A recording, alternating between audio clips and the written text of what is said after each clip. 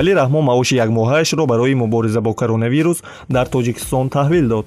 раис ҷумҳури Тоҷикистон маоши якмоҳаи худро ба суратҳисоби махсус ки барои маблағгузории чорабиниҳои пешгирӣ ва мубориза бо пандемияи COVID-19 кушода шудааст, таҳвил дод. Бинобар иттилои дафтари матбуоти раис ҷумҳури Тоҷикистон Эмомалӣ Раҳмон аз фонди президентӣ барои пардохти моҳонаи пизишкон дар тӯли 3 моҳ 12,4 миллион сомонӣ маблағ ҷудо кард. Имрӯз 1 майи соли равон президенти Тоҷикистон Эмомалӣ Раҳмон дар муддати 3 моҳ барои пардохти иловапулӣ дар ҳаҷми як маоши вазифаи ҳармоҳа ба музди меҳнати амалкунандаи кормандони соҳаи тандурустӣ ва ҳифзи иҷтимоии аҳолӣ ки бевосита дар раванди ташхис ва табобати сирояти коронавирус дар муассисаҳои табобатӣ ва таҳти карантин қарор додашуда иштирок менамоянд. Аз ҳисоби фонди захиравии президент 12,4 миллион сомонӣ маблағ ҷудо шуд, қайд кардааст манбаъ.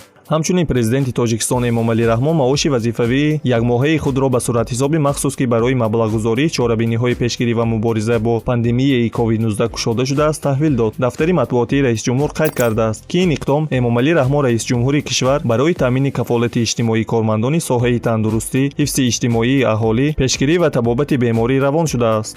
ёдрас мешавем, ки дирӯз президенти Тоҷикистон Эмомалӣ Раҳмон дар маҷлиси навбатии ҳукумати Тоҷикистон ба ситоди доиму амалкунанда, роҳбарияти вазорати тандурустӣ ва ҳифзи иҷтимоии аҳолӣ ва дигар сохтору мақомоти дахдор оид ба тақвияти корҳои пешгирикунанда ва мубориза бар зидди вируси нави COVID-19 дастуру супоришҳои иловагӣ дод.